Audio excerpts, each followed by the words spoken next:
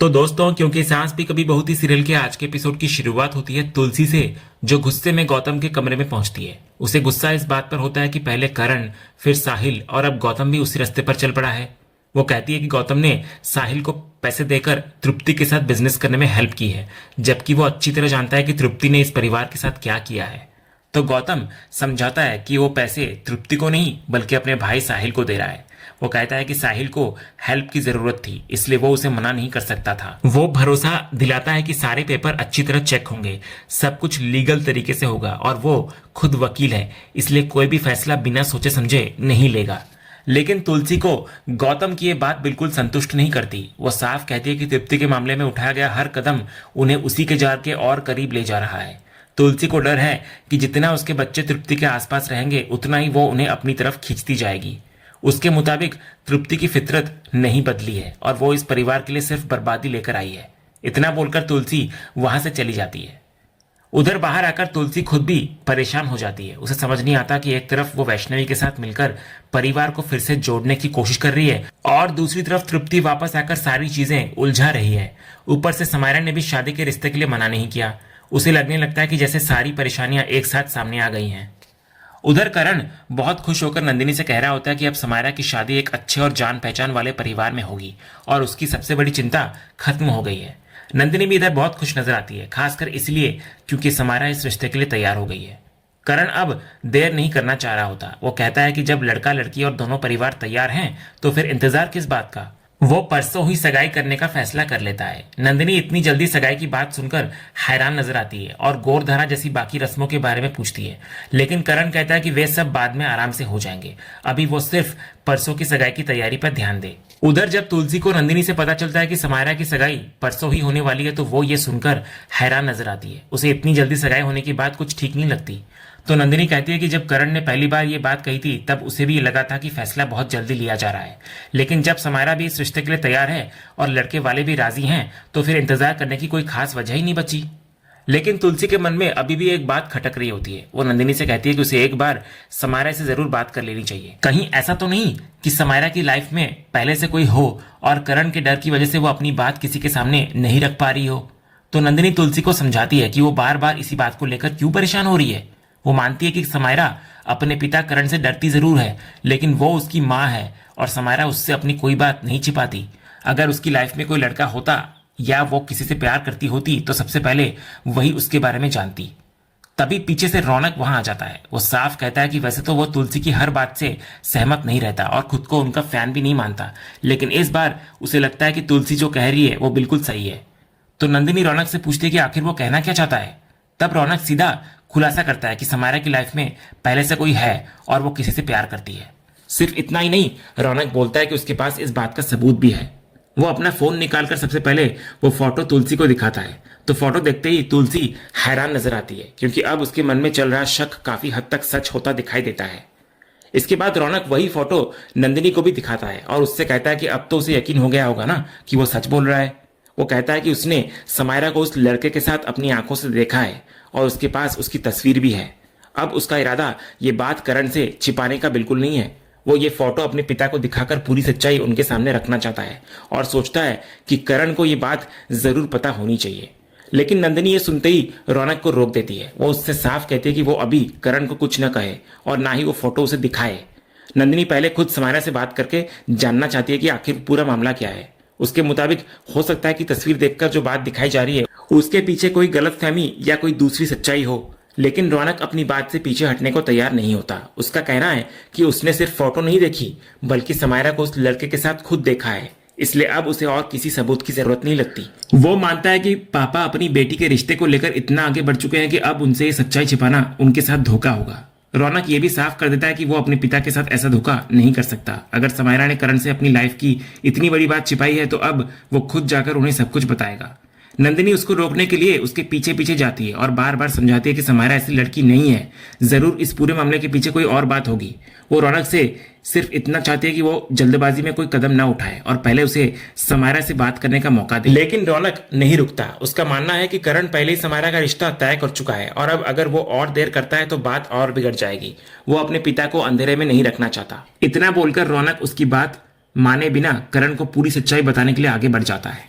उधर दूसरी तरफ रौनक सीधे करण के पास पहुंचता है। वो कहता है कि पापा, आप मेरी बात पर भरोसा नहीं कर रहे थे ना, लेकिन अब मेरे पास समायरा के खिलाफ सबूत है। इतना बोलकर वो अपने फोन में मौजूद फोटो करण को दिखा देता है और कहता है कि समायरा इसी लड़के को सिड कहकर बुलाती है और उसी से बात कर रही थी।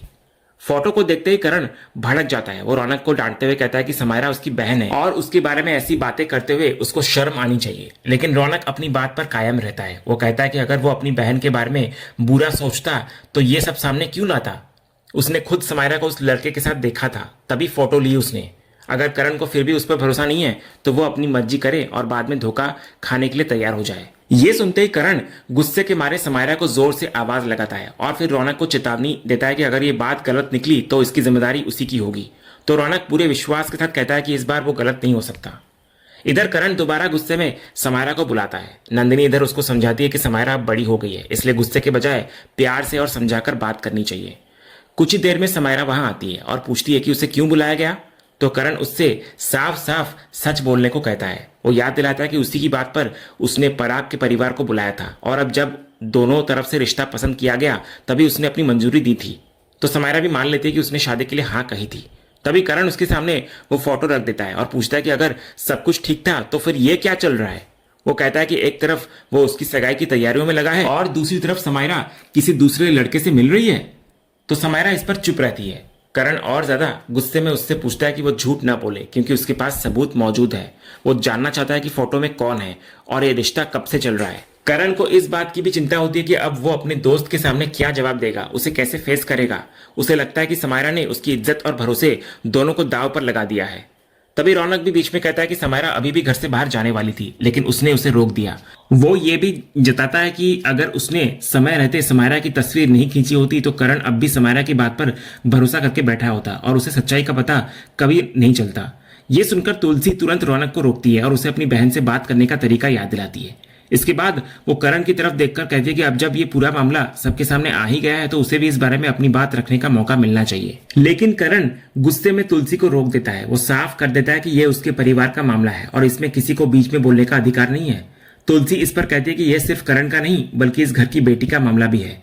तो करण फिर गुस्से में कहता है कि समायरा उसकी बेटी है और उसके बारे में क्या करना है ये फैसला वो खुद लेगा, उसे किसी की सलाह की जरूरत नहीं है। इसके बाद करण रौनक के पास जाकर उसको कहता है कि अच्छा हुआ उसने ये फोटो ले ली, वरना उसे कभी पता ही नहीं चलता कि उसकी पीठ पीछे क्या चल रहा है। फिर करण दोबारा समायरा से पूछता है कि ये सब कब से चल रहा है और फोटो में दिख रहा सिड आखिर कौन है। तभी कहानी एक अहम मोड़ लेती है और फ्लैशबैक में पूरी सच्चाई सामने आती है। दरअसल फोटो में समायरा के साथ सिद्धार्थ यानी तृप्ति का बेटा नहीं बल्कि उसका दोस्त सिद्धांत होता है। उस वक्त कैफे में सिद्धार्थ कुछ देर के लिए स्मूदी लेने गया था और उसी दौरान रौनक ने दूर से समायरा के साथ सिद्धांत की फोटो खींच ली थी। उसे लगा था कि यही वो लड़का है जिससे समायरा प्यार करती है। फोटो लेने के बाद रौनक ने समायरा को उस लड़के से बात करते हुए सुना था। समायरा ने उसे सिड कहकर पुकारा था और रौनक ने समझा कि ये वही सिड है जिसको समायरा प्यार करती है और वो उसका बॉयफ्रेंड है। कुछ देर बाद असली सिद्धार्थ स्मूदी लेकर वहां वापस आता है। फ्लैशबैक खत्म होते ही समायरा समझ जाती है कि उसके परिवार ने सिद्धांत को ही सिद्ध समझ लिया है। उसे राहत मिलती है कि अभी तक किसी को यह पता नहीं चला कि असली सिद्ध यानी सिद्धार्थ तृप्ति आंटी का बेटा है। समायरा फिर करण से कहती है कि फोटो में दिख रहा लड़का सिद्धांत है और वो उसका दोस्त है। लेकिन करण का सवाल फिर भी वही रहता है कि दोस्त हो या कुछ और, उसके साथ समायरा का रिश्ता क्या है।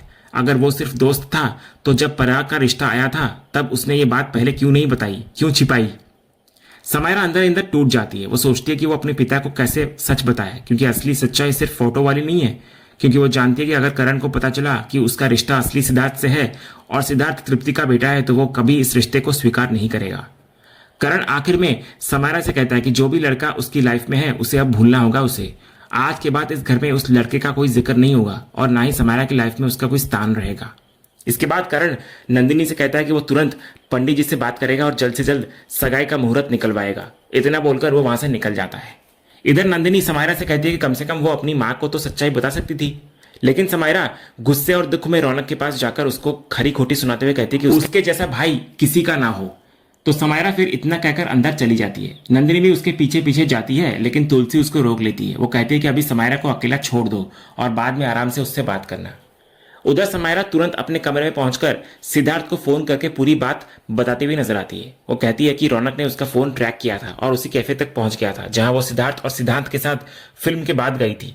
जब सिद्धार्थ स्मूदी लेने गया था तभी रौनक ने गलती से समायरा और सिद्धार्थ की फोटो खींच ली और उसे उसका बॉयफ्रेंड समझ लिया। सिद्धार्थ ये सुनकर राहत की सांस लेता है और कहता है कि अच्छा हुआ कि उन्हें उसके बारे में पता नहीं चला, वरना मामला और भी मुश्किल हो जाता। लेकिन समायरा इधर कहती है कि असली परेशानी तो अब शुरू होगी, क्योंकि बात सगाई से आगे शादी तक पहुंच सकती है। वो ये भी कहती है कि अभी तक उसने जो कुछ हुआ सब सिद्धार्थ को बताया है और तुलसी दादी को भी अभी यही लगता है कि सिद्धांत ही असली सिद्ध है। सिद्धार्थ इस पर समझाता है कि असली समस्या पराग के साथ होने वाली सगाई को रोकना है।